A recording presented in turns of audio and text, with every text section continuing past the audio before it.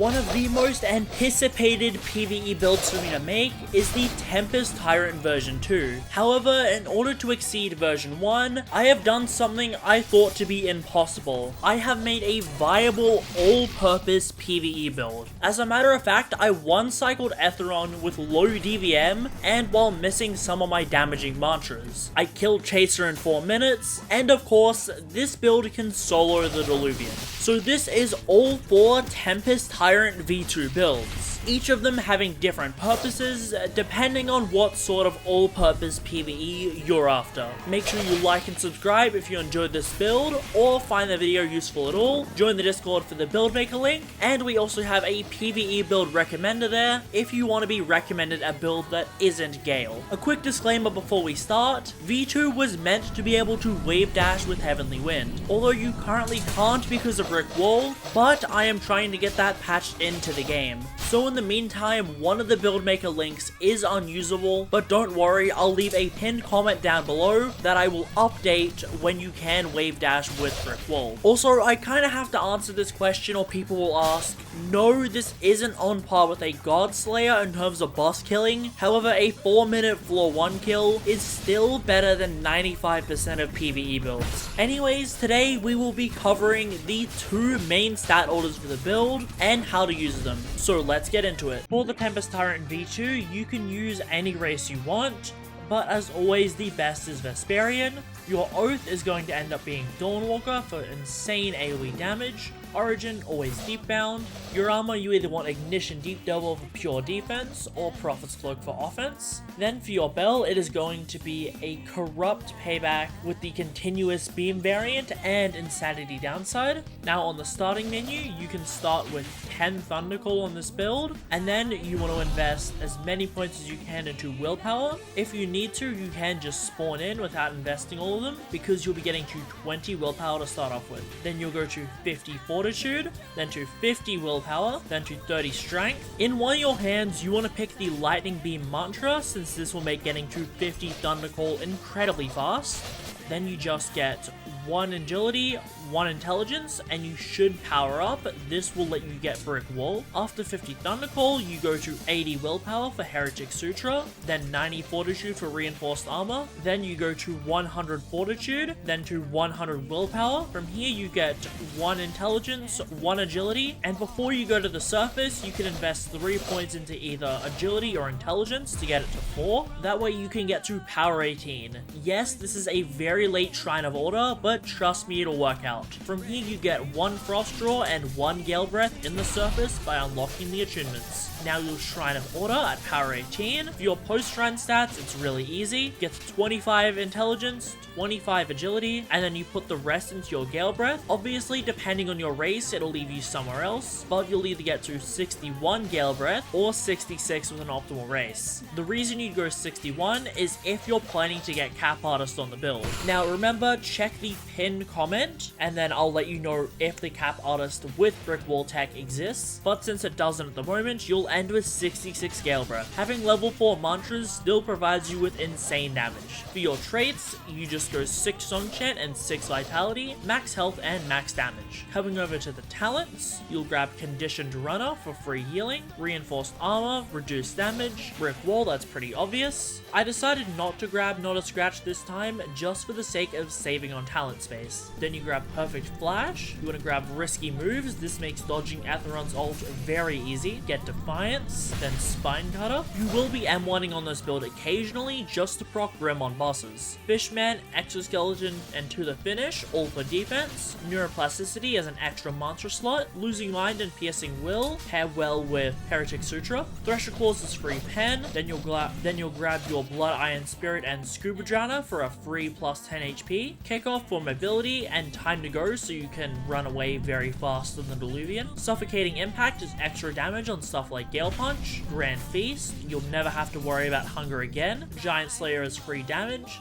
same with Underdog. Then you'll grab your Mantra Permanence and Magical Resolve. These two mean that you'll never have to worry about Ether while fighting bosses or the Deluvian. You'll get the Master Gale Breather talent naturally, giving you 5 more HP. Then you'll get Inhale, Breathing Impact, and Aftercut for even more damage. Mage. You want to make sure you're inhaling mantras to proc this talent. Wind Step for more mobility. Then you get your Last Resort. Last Resort actually procs when you're 1/3 down now, so it's super consistent and super powerful. Get Old Habits Die Hard and breathing exercises. Armor Conserver, combined with the Steadfast boon, you'll never run out of armor anyways. Berserker is free damage reduction in the Deluvian. Replenishing Knockout is good in general. Ardor Scream is incredibly strong against bosses and in the Deluvian, due to stuff like Tornado having an extremely low ether cost. Steel Scales and Padded Armor is free damage reduction. Pocket Bombs for a little bit more HP. Then you'll grab the full Spectre Tree just for damage and mobility. You'll need Unfazed. Discovery of Fire is what allows you to light Chaser on fire without any Flame Charm. It's super useful. Then you'll get Matador to deal even more damage against Chaser. From here, I'll just add the rest of the Oath and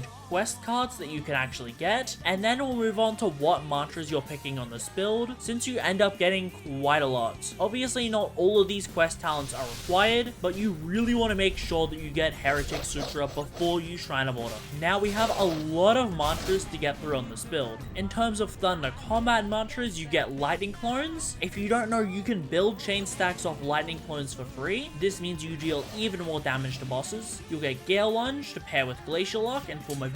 Tornado is a low cost mantra. If Cap Artist is unpatched, then you'll pick Heavenly Wind. Obviously, due to the fact you will instead just get Aeronade, just because that pairs better. You'll only get Heavenly Wind if the Cap Artist tech is unpatched. Again, refer to the pinned comment. I need to say this quite a lot. Gale Punch for damage, as well as Astral Winds and Twisted Kicks to complement it well. Then you'll get Radiant Dawn and Blinding Dawn. These are your Oath mantras, so they're free. Then you'll get Wind Passage for mobility, Glacial Lock for even more mobility, and Lightning Assault for even further bursts of mobility. Finally, coming down to your support mantras, you'll end up getting Spark Swap and Reinforce. Now, let me actually explain the mantras. If you're doing bosses, then you won't be using your 2 Oath mantras, and you'll be using Spark Swap, but if you're doing the Deluvian, you'll be using Reinforced and replace Lightning Clones and Lightning Assault or Glacial Arc with either of your Oath mantras. Again, it's a little bit of mantra swapping, but if you want to do everything, this is just the best way to ensure that you're always running the most optimal setup. It does condense your talents quite a bit, but you'll be fine. Coming over to your weapon, there is actually 2 different weapons you use. The first is an Avenger with Detonation, just because this is really good for posture breaking humanoids in the Deluvian, and the second is a Quick Fang Rapier with Grim for any sort of bosses. You'll need to start with the Rapier just so you can enchant it with Grim, and if you ever wonder why you can't enchant a Rapier, just unequip the weapon and then re-equip it and you'll be able to use an enchant stone. Or you can use a place if you want to gamble your miscellaneous enchants. Using these 2 weapons ensures you can get absolutely insane damage, since Grim essentially procs immediately on a Rapier crit and gives you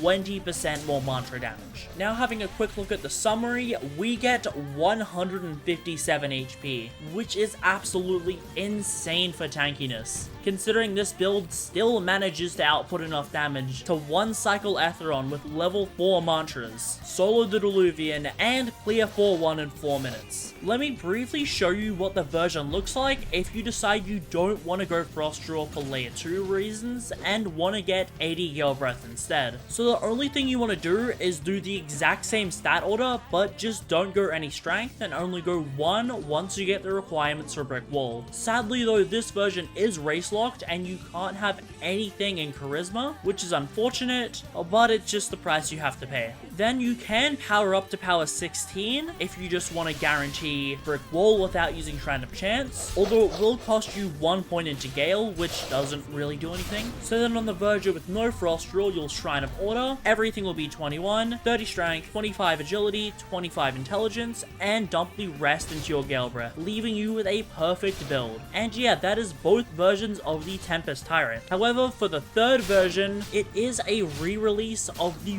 1.6 Gale Mages. These are the ones that go 50 Intelligence. Now you might be wondering, why would I re-release a version 1 build and call it version 2? Well, the one downside to speccing into something that can do bosses is it is overall slower for Deluvian. That doesn't mean these versions can't solo, they 100% can, and I've seen it done multiple times. They 100% can. However, if you only care about the Deluvian and just want the quickest possible times, then the version 2.2 of the Tempest Tyrant, using the stat order I'll show on screen now, just replaced Attunement with Gale, is the version you want to go. However, this version doesn't have much viability when it comes to doing bosses. So it's really up to you. If you just want pure Deluvian, you make this. The main reason I'm doing this is because if someone comes and looks at the Tempest Tyrants, they're gonna think the V2s are the best, and I still want to give them the best option for Deluvian, even though the main focus of the version 2s was making viable Deluvian boss killer builds. Anyways, let's move on to the part of the video where I'll actually show you how to use the Tempest Tyrants